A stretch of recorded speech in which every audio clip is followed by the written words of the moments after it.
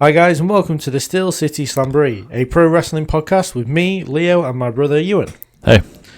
In today's episode we will be covering just Clash in Paris, maybe some news stuff should we get into it. Maybe SmackDown.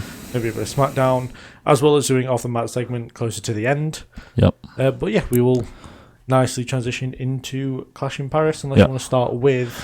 Maybe start with SmackDown. We'll start with SmackDown. Start with a mode, like teachers do at the start of lessons. Yeah, so it was very uneventful till the last part. Yeah, it wasn't. SmackDown isn't a great show. It's a fine show. It had a good promo battle with Cena and Logan. Yeah, that was good. Like Cena pretty much cooked Logan. Yeah. He apologised to that kid. Yeah, I didn't like that person. I'm jealous of the kid. And then that kid did some. He did some filming. He did some filming. Yes, he did. So we're not going to go through the whole of SmackDown because honestly, I don't have my notes with me about SmackDown. No, I honestly I can't remember the that big much. talking points were promo from Logan and Cena, which was fine. Yeah. In my opinion, one of the bigger parts was Kiana James getting absolutely shat on. Shot like Giovanni Vinci shot on, yeah. Yeah, I wasn't a big fan of that. I'm someone who has been a big supporter of Kiana James since. I don't hate Kiana James. Yeah. But she hasn't really done that much. Yeah, I think another talking point is the fact that Jade Cargill and Tiffany Stratton isn't on the Clash, or wasn't on the Clash. So Cargill is now the number one contender for the SmackDown for the Women's Championship. Mm-hmm. But they didn't put that match on Clash in Paris for literally no reason. For the sake, and we actually don't know when that match is going to happen. Yeah, which is a bit weird considering that it was like built up a fair bit in place for SummerSlam. Yeah, it's I don't know. But yeah, so the lack of Giulia doing anything with the United States Championship has been a real issue. She doesn't do anything, I thought she was going to be one of the people set from NXT coming up who was going to really, like the Roxanne Perez, like your Stephanie Vickers. Yeah. And no, it was just... Yeah, she has a title, but she doesn't do anything. Yeah, so we know we're getting her versus Michin at some point, but I would assume on SmackDown this week. Yeah. I'm excited about that, probably not. Yeah. It's one of those things. It's Michin. But of course, the biggest talking point of SmackDown was the main event. Yeah.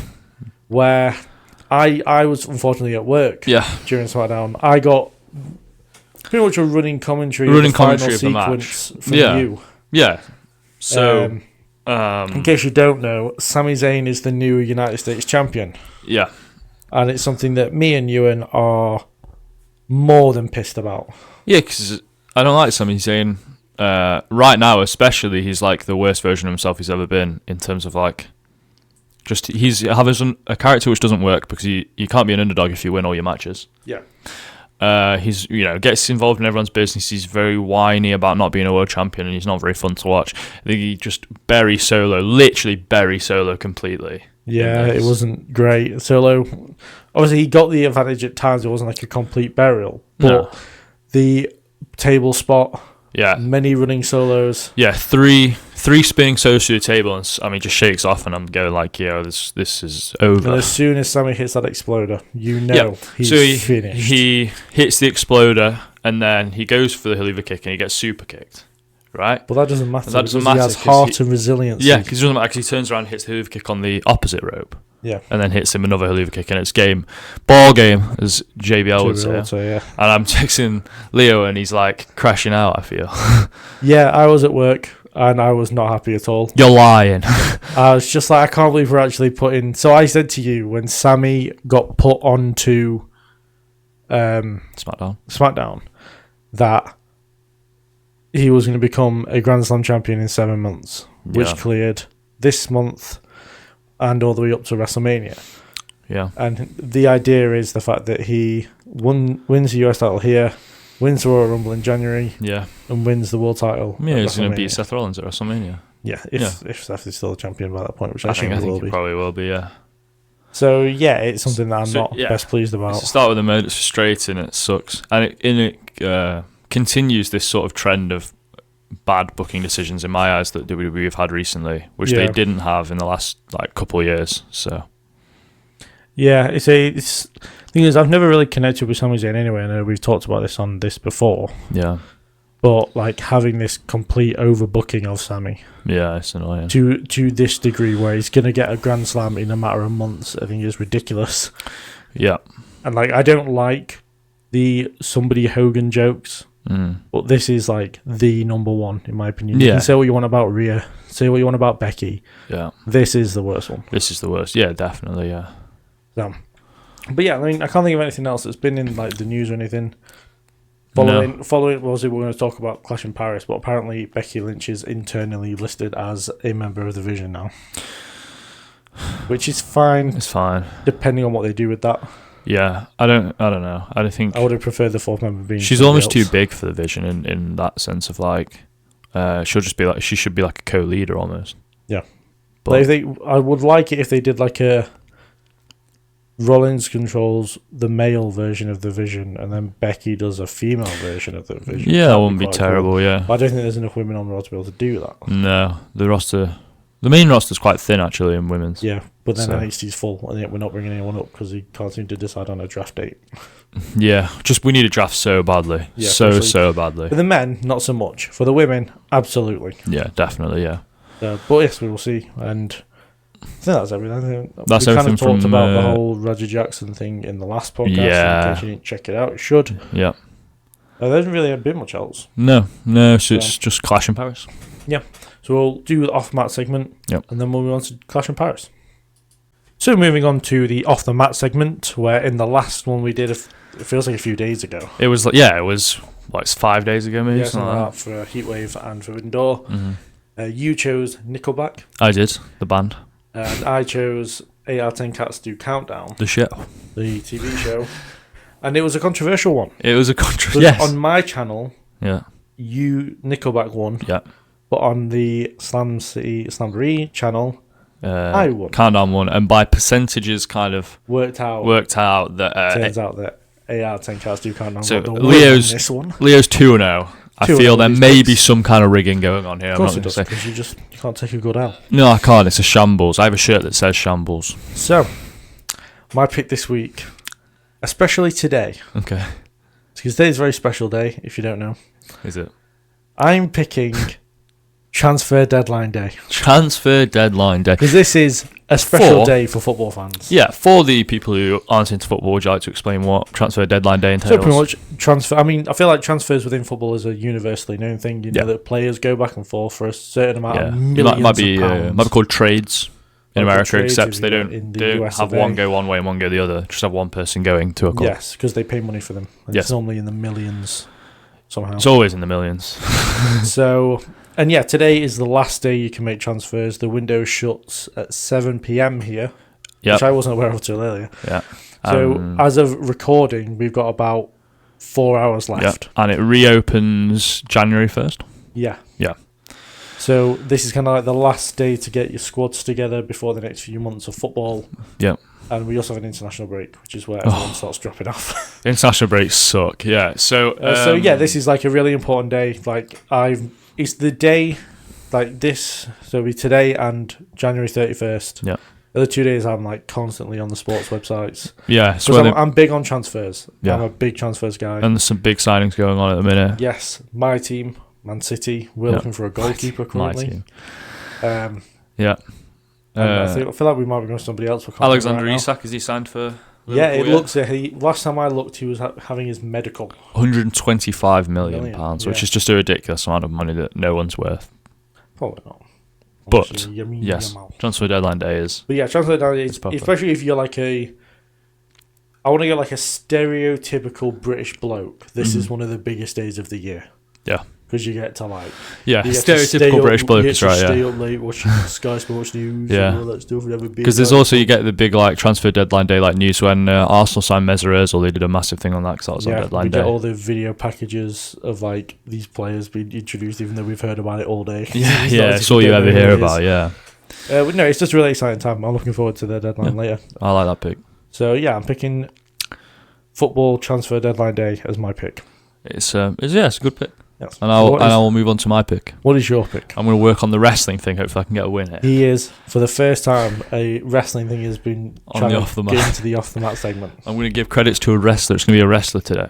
Okay, which wrestler? It's going to be the Great White, Sheamus, who we will talk about later. We will talk obviously. about it in a very short while. But a wrestler who, I mean, his catchphrase is a Fella. sum up of what he does. He's a fella. He's a fella. He drops banger after banger. Yeah. He is sort of underappreciated in this era because he just has sort of like mid-card feuds where he makes someone look really strong, essentially. Yeah, I'd say that like late 2010s to... Like, it's pretty just the 2010s was Sheamus' time. Yeah.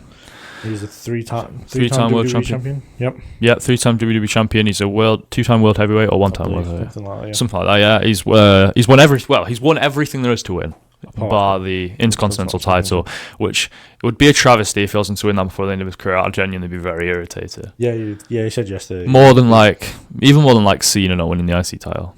Because we kind of accepted that at this point, that Cena just won't win it. He doesn't have time now, I don't think. I don't think so.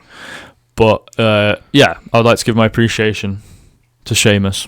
Yeah, fair. That's a good pick. Because he deserves it. I do. I'm also a big fan of Sheamus, and I was watching, like, when I was starting to remember stuff about wrestling, he was, like, on top at the time. Yeah.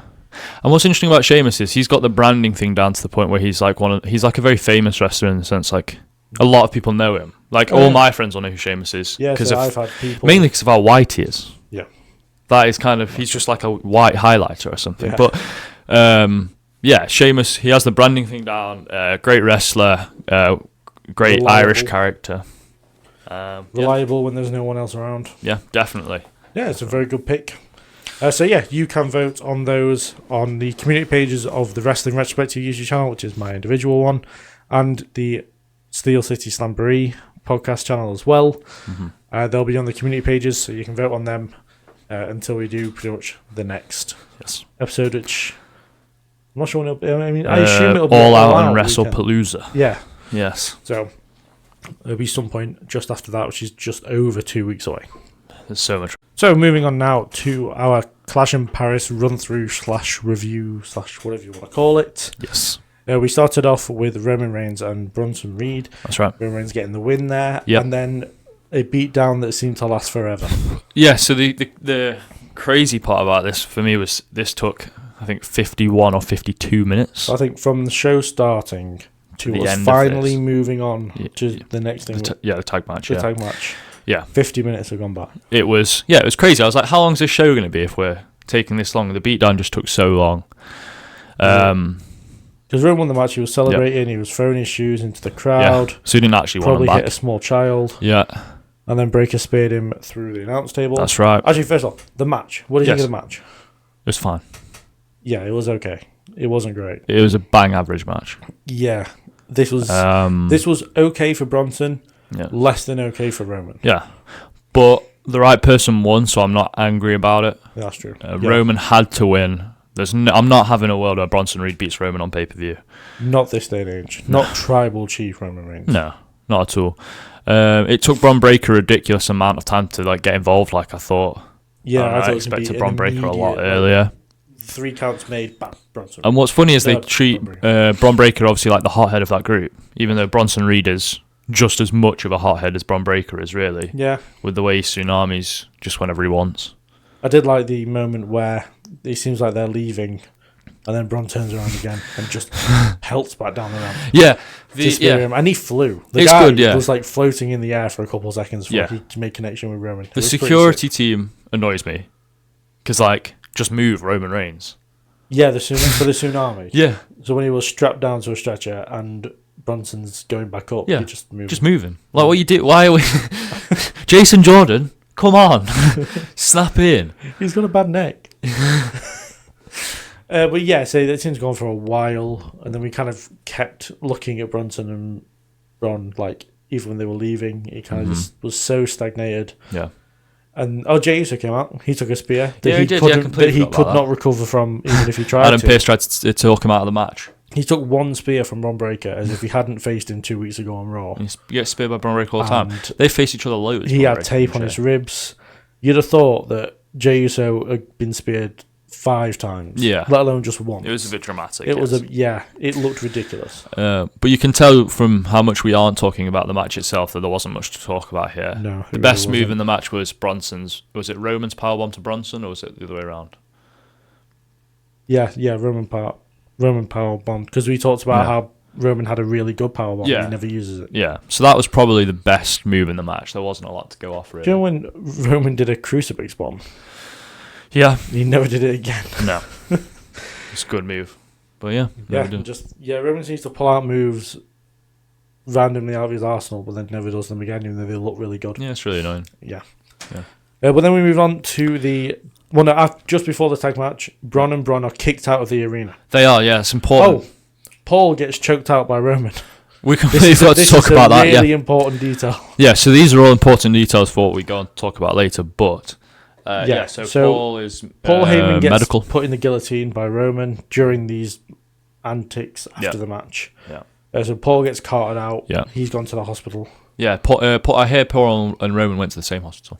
Yeah, I hear they were in the same room. They were fighting in the hospital while everyone else was fighting in the arena.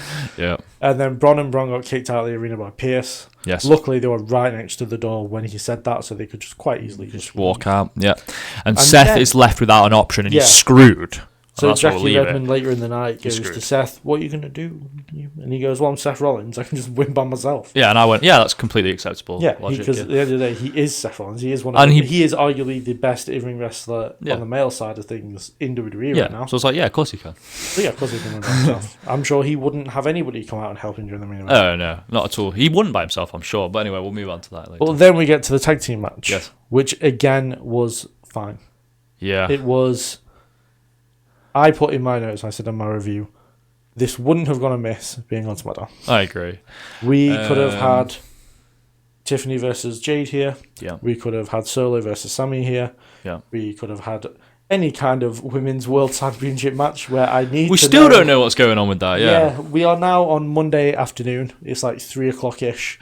We still have no idea who Stephanie's opponent is, if it's for the World Championship, and what is going on that. Yeah, no idea. They're keeping us in a suspicious by its absence suspense here with who she's going to face. Hasn't posted anything on Instagram, which is how I know what's going on Raw. Yeah. Is when Adam Pearce is walking his dog and he's telling the world what's happening on Raw tonight. Love somebody today. It's official. Yeah, it's official. So yeah, we have no idea what's going on with that. But instead, we got a bang average tag team match. Yeah. So the story of the match. Yeah, there's one massive over-glaring issue with this match. It is. It's the Street Profits. Yeah. They had them. Yeah. So to start the match, in case you didn't see it, Montez looks as if he's going to start the match for his team. Mm-hmm. Angelo Dawkins puts his arm across Montez, and doesn't say, "I will start this match, friend." No. All he does is a gesture with his hand to get out of the ring. Yeah. So the story of the match is that the Street Profits are on maybe worse terms than usual, and they've done this before. We always quote this. They did this in like 2023 when Michael Cole randomly dropped on commentary, "The Street Profits haven't been getting along recently," and we're like, "Have they?" Really random. There's no suggestion of it on television. Yeah. And then nothing came of it either. No. So again, and I don't think anything's going to come of this. No, because by the end of the match, they were fine. They were a cohesive unit, and they were tagging in and out quite easily. They weren't consistent with the story of these two breaking up. Yeah, they also looked like tits. They had the most embarrassing Borderland gear on, so that was unfortunate. I really like the Street Profits. It was very similar to the Viking Raiders at WrestleMania when they came out in Clash of Clans gear. Yeah, they looked so stupid when they came out. And it's hard to say like this because Street Profits are in my top 3 tag teams. They are a fantastic team, and they should be so much better. Do you know where they should be? On Raw. Yeah, definitely. They should probably have the Raw tag belts, probably. Yeah, they would be Raw tag team champions if they were over there. Yeah, definitely. Then I have my problems with the Wyatts, that they're supposed to be good, but they cheat to win. It doesn't quite make sense in my eyes. So, I don't know what your thoughts are on that, but I like the Wyatts, but then I always liked the Bray Wyatt, and I've always liked the spooky type things. Yeah, I've always been kind of a fan of that. Yeah. So I do have like a softer mindset towards the Wyatts. I like when they appear in the background. I just feel like what they're missing is a compelling storyline. The reason the Chad Gable stuff worked so well is because it was an overwhelming storyline. Yeah. Whereas here it was like, they're facing the Prophecy of the Weekend. The day before, or 2 days before, sorry. Yeah. I don't think they need to cheat to win, though. I think they should just be kind of destructive. I think it's kind of ridiculous that these two scary, creepy guys need 2 other guys and a woman to help them win the belts. Yeah. I'm interested, because it feels like the team that would take the titles from them are the MFTs. Yeah, they have enough guys to kind of... And not only do they have enough guys, but everyone fits the bill. Yeah. Because you've got Rowan and Tyler Tonga. Yeah. You've got Gacy and Loomis going with Tonga and JC. Yeah. And you've got Howdy and Solo. and Solo. Yeah, the only Nikki Cross is the only thing that sort of. But doesn't she's fit. been targeting Julia. Yeah. She's been appearing in the background of the United States Championship, so Yeah. she can be off So, doing that while the MFTs. Kiana can suit a business deal with the MFTs. We'll take Nikki Cross off your hands, where you sort out the other wives. We'll sort Nikki while you guys. Yeah. God save your souls. Because we're being told about Kiana's business abilities. She doesn't have very good in-ring abilities, it seems. But see, I feel like, and I know it's like not the best comparison, but Jade Cargill in AEW had Smart Mark Sterling by her side. He was a bum.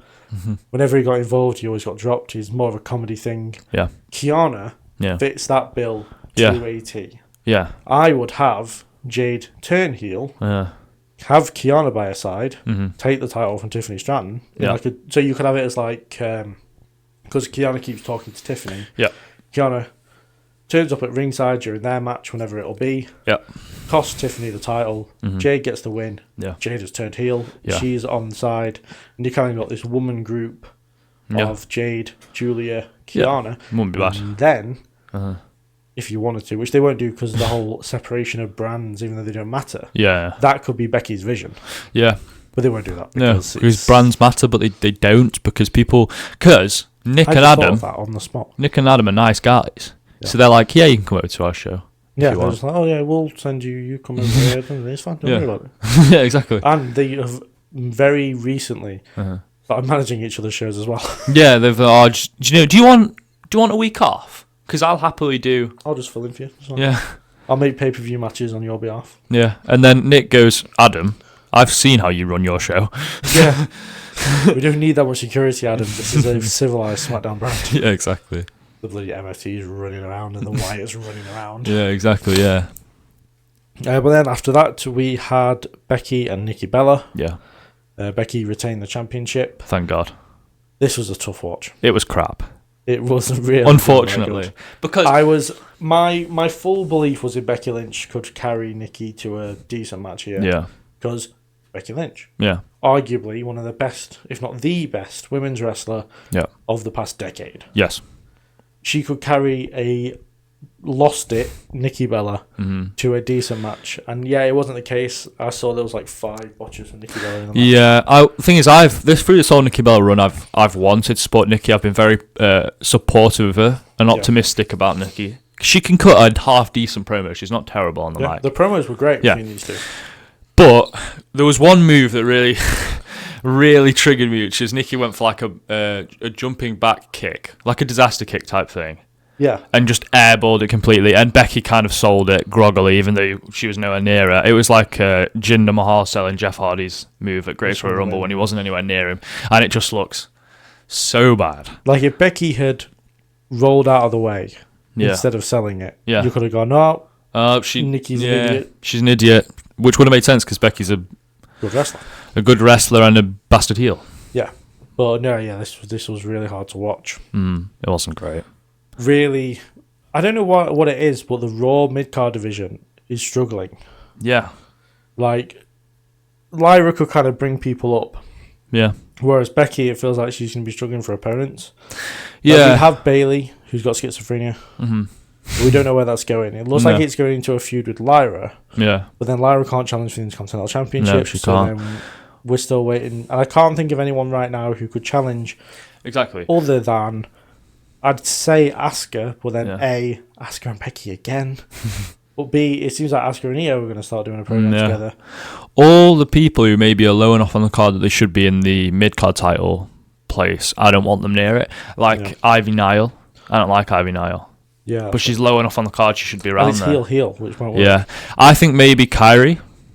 If they're gonna be kind of not have her involved as much in the Asuka Io inevitable feud, then fair enough. Because they were kind of putting her over for a couple of weeks. You could I think the best thing I've just popped into my head. The best thing they could do, as a kind of person who should beat Becky, is Roxanne Perez. Definitely, I agree. I agree. But she's like the person who is just on that upper mid-card level. Yeah. Where she either could be in the women's world title match, but she could also be in the Intercontinental Championship and match. she's really good. She drops. And I feel like, would elevate the title just as much as what Lyra and Becky have. All of her main roster matches have been good matches. Yeah, I agree. So, yeah. Roxanne is becoming one of them people, and I love when people get like this. Yeah. Which is they don't have a bad match with anybody. It's Ilya Dragunov is the other example of that. Yeah. There's a few, like Seth Rollins. Yeah. Shall I say Sheamus, I feel like now has got to that point where he just doesn't have a bad match. So, Bianca Belair. Yeah, Bianca Belair, yeah. So, yeah, it feels like Roxanne's getting to that place, and she can keep consistent with that. She's going to end up becoming an absolute star within WWE. Yeah. After that, we had the good old Donnybrook. Good old-fashioned Donnybrook. Where Sheamus lost to Rusev. Yes. But it was a banger. Yeah, it was a lot of fun. And it was a good match. This was the turning point of the pay-per-view, in my opinion. Yeah, this genuinely was a pay-per-view of two halves. Yeah. So we're into the good half, the second half, the good half. I enjoyed the spot where they jumped off the barrels through the table. That was good. I nitpicked on that, saying the camera angle should have been better. There's not much you can do about that. The spot was good. Yeah. There was the right winner. You know, I've talked about Sheamus a lot, and I like Sheamus, but Rusev was absolutely the right decision to win. Yeah, Rusev has that. He's in the position now where he needs wins to get elevated that a little bit more. Yeah. Where Sheamus is consistently, he just needs to get to that point, because it's been a bit of a slow start for Rusev since coming back. And he needs it to build this gimmick of getting the best out of people, essentially, is what I think his gimmick is supposed to be. He is a heel doing a babyface work. Yeah, he's a heel. Yeah, he wants people to be better. But the people he is targeting are babyfaces who, like, a crap. Essentially, I feel like, Alpha Academy, I was talking about there, not Sheamus. But no, this was great. There's just two. In the words of Big E Langston, it was two big men slapping meat for a while. And I loved it. Yeah, it was fantastic. I don't know what else to say. It was just a great match, good fun to have. Yeah. We then moved on to John Cena defeating Logan Paul in what was another great match. I'm going to go even further. I'm going to say possibly match of the night here. Yeah, that's fair. I think they dropped a banger here. Yeah, I feel like the thing is that with Logan Paul matches, you have to be prepared for the worst, which is him getting the W. Absolutely. And there was that worry. It would have been worse a couple of months ago because I didn't like Logan as much then. But yeah. And there's also the case of, can John Cena at his age put on a good match against Logan, who's so much quicker and younger, etc.? Yeah. And I know some people would doubt that, but Cena has put on some terrible matches, even if it's been on purpose. Yes. There is still that lingering thought in the back of the head of, is this going to be as good? But he absolutely can put on a good match because he proved it. This was paced he very did well. A great thing, which he talked about, which is he paid homage to people he's not going to get to fight in his farewell tour with the moves he did at End of Days. Baron Corbin. He did a Styles Clash. AJ Styles. I think there was one other move, but I can't think of it right now. Maybe there wasn't. He did the Code Red, but I don't know how that was for. He did the move Hangman does, Ciampa does, where you hook both arms and your face. Oh, it's like a face buster. Yeah, he did that. I don't know who that was for, but he doesn't usually do that. Nothing comes to mind. No, but he was pulling out moves he never pulled out, and it was great. And it adds a variation to the match which you don't usually get. Just like the Cody Rhodes match, it had that John Cena US Open challenge. Yeah. Just when he, for every reason, in like 2015, became just an absolutely fantastic wrestler. Yeah. Logan didn't try to cheat, which I enjoyed. There was no brass knuckles or anything like that. It was just a really genuinely really good match. It is one of those matches where we're going to look back on this one as one of the turning points of Logan going from celebrity to WWE superstar to future WWE champion, and probably. He made Logan look strong. Like Logan took like two AAs maybe. Yeah, he did the roll through. Yeah, so it was really good. Yeah, like all positives all around for this one. Very happy. Very, very good. Yeah. And then in the main event, we had the Fatal 4-Way match where Seth Rollins defeated Jey Uso, LA Knight, and CM Punk. Yeah. With a little bit of shenanigans. To retain the World Heavyweight Championship. Yeah. Which I feel for me showed what Seth is willing to do in a moment of crisis. Yes. And that made sense. It was desperate. Yep. But in the right ways. Yeah. It was desperate and it made sense. It wasn't like he called in some random person. He literally went to the person who sat next to him in the locker room and said, can you come out if I need your help? But if I need your help, I reckon, because he was very close to just winning that match clean, because he went round, he stomped we were. And he stomped Jey Uso. We got to the point where it was, he is going to do this clean. Yeah, and he's not just going to do it clean cheating. He's just going to fucking destroy everyone. Yeah. He played it tactically correct. He was involved for the majority. Yeah, he played a massive part in this match. Champions don't normally do. No, usually, especially in especially like fatal four ways, they'll hide on the outside and break up pins when they need to. Yeah. He was involved in nearly all the match. Yeah, which was surprising. Him and LA Knight were the MVPs here. I thought they were. When one of them wasn't in the ring, the other one was going around doing everything. Respect to LA Knight, who took the big table bump. Yeah, as well. Like, didn't land on anyone. Just went through the table by himself. Yeah, CM Punk took a nasty fall through a table that didn't quite break. Yeah, he like broke the table, but like not in the way that you're thinking of. He didn't break it completely. He kind of just broke a bit. He skidded across the top of it and broke. Yeah. That was awkward. But he didn't really play a big part in the match. No, until the end, obviously. The end, he kind of had to be there, I guess. Yeah. Jey Uso was a heel for a moment. He super kicked somebody out of the ring to start the match. No, that was Punk. He did that to Jey Uso. Oh, right. Okay. I've messed up in my video. Oh, well. But, yes, I remember he played a heel at some point in this match. Can't remember the exact They were setting up the table. They were all going to work together to put Seth through it. And then Jey he turned. Punk, and then Rollins kicked LA Knight out of the ring, and then they brought outside for a bit where LA Knight was at ringside, and then within seconds was on the other side of the crowd. Yeah. He just spawned elsewhere. He did spawn. It was very weird. But yeah, a great amount of chaos in this match. I enjoyed this match. Yeah, there wasn't a dull moment in this one. There was always something going on. Yeah. And we saw, in case you didn't see it, as we've been alluding to, we got to where Punk GTS Rollins. Yeah. He goes onto the ropes, lands back on him exactly like the Netflix debut finish. Iconic. But as Punk gets up again, somebody low blows him from behind. We think, it's the fourth member we've been waiting for. Who's it going to be? Is it going to be Austin Theory? Is it going to be Ethan Page? Is it going to be Ricky Saints? Is it going to be Omos? Is it going to be someone we don't even know is around? Is it going to be the really tiny guy from Triple Mania? No. No, it's not. Well, it was his wife. He just asked his wife to come out there and help him should he need it. It was Becky Lynch. Yeah, right. Yeah, sure. This was Ewan's direct quote. It's a woman. Yeah, well, I mean, when you've got a male faction, when you want a fourth member, I guess I was expecting it, a fourth member, a male fourth member. Like the Judgment Day. Shut up. And so, no, my thing it wasn't in disgust. He said it with disgust there. I don't know if you could tell the tone, but it wasn't with disgust. It was just like, oh my god, it's a woman. So I was like, who could it be? Me being stupid. Immediately I went, it was Becky Lynch. And I was like, yeah, of course it is, yeah. What am I talking about? They did the whole celebration. Yeah. They kissed. That was grim. That was the worst part of the beef. That was the worst part of the beef. It was worse than Edge and Lita. Yeah, it was. It was vile. Becky held up the title, and it made me realise just how massive that title is. Yeah, the title is half of her size, yeah. And yeah, it was an interesting way to finish the pay-per-view, as I said earlier, like the news thing. It looks as if Becky Lynch is part of the vision now, which I get to a degree. I just hope it works in a way that the Judgment Day now works, where she's not like... It's not like... Pretty much. And I feel like this is going to be the overall consensus, which is if we are going down the same lines as Becky and Seth in 2019, don't stop. Put the brakes on. We're not doing that again. Yeah, because that was awful. Yeah. But if we get something new and it works tactically and Becky isn't involved in literally everything they do, I don't mind. As I said, I would love to see her form her own vision and then it's just one big group, but it's within two of the divisions. That's not a terrible idea, yeah. That would work really well. But yeah, I think this is Seth's version of being a heel champion, which is, he's still going to drop bangers, he's still going to be involved in the matches. Yeah. He's just, going to cheat. He's just going to be a little bastard. Yeah. But yes, there was. What did you think of it? Actually, he didn't cheat because it was a fatal four-way, so technically he was well within his right. Within the rules. Yeah, just thinking about it now, but yeah. But no, you know what we mean. Yeah. But yeah, overall, as you said, it was definitely a pay-per-view of two halves. It was a pretty bad start. Yeah. But it got good. It picked up, yeah. Definitely near the end. Yeah.